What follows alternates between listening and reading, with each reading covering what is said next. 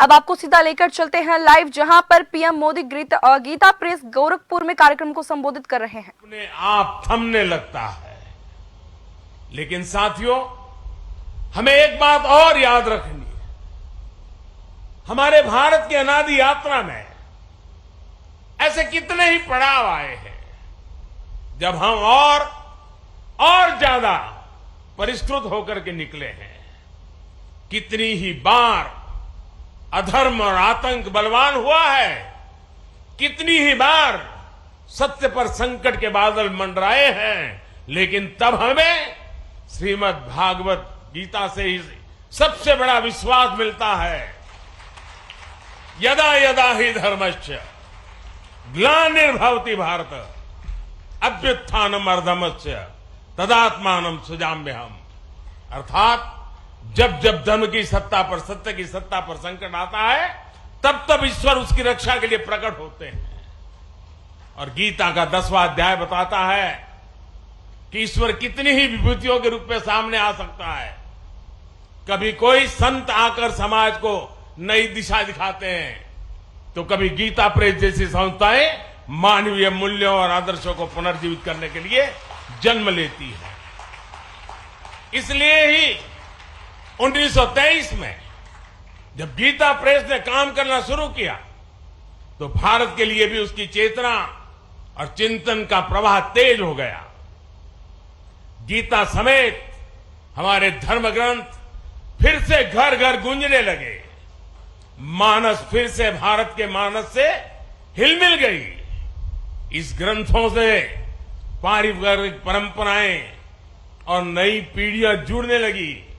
हमारे पवित्र ग्रंथ आने वाली पीढ़ियों की थाती बनने लगे। साथियों, गीता प्रेस इस बात का भी प्रमाण है कि जब आपके उद्देश्य पवित्र होते हैं, आपके मूल्य पवित्र होते हैं, तो सफलता आपका पर्याय बन जाती है।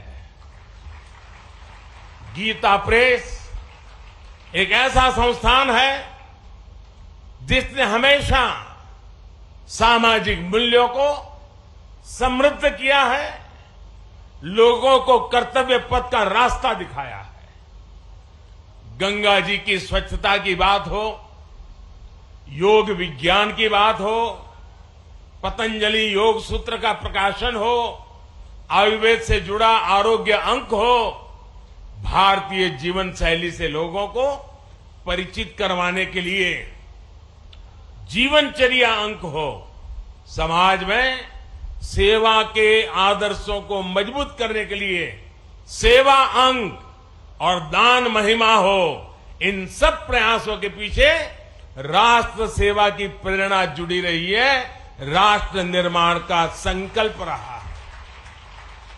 साथियों, संतों की तपस्या कभी निष्फल नहीं होती, उनके संकल्प कभी शून्य नहीं होते।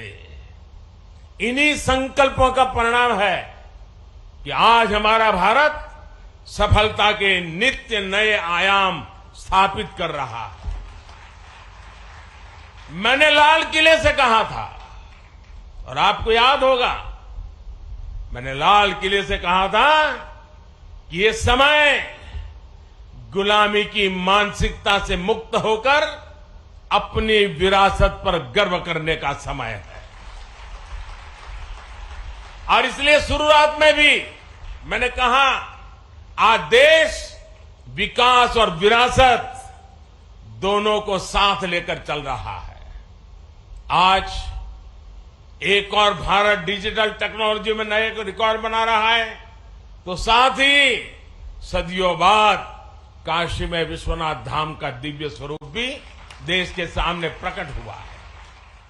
आज हम वर्ल्ड क्लास इंफ्रास्ट्रक्चर बना रहे हैं, तो साथ ही केदारनाथ और महाकाल महालोक जैसे तीर्थों की भव्यता के साक्षी भी बन रहे हैं। सदियों बाद अयोध्या में भव्य राम मंदिर का सपना, हमारा सपना पूरा होने जा रहा है।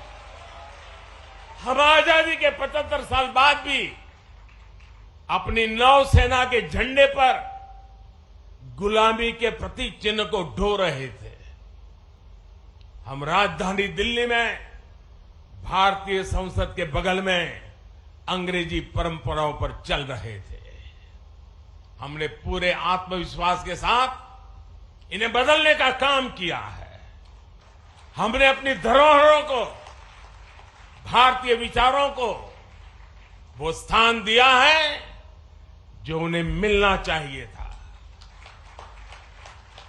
इसलिए अब भारत की नौसेना के झंडे पर छत्रपति शिवाजी महाराज के समय का निशान दिखाई दे रहा है।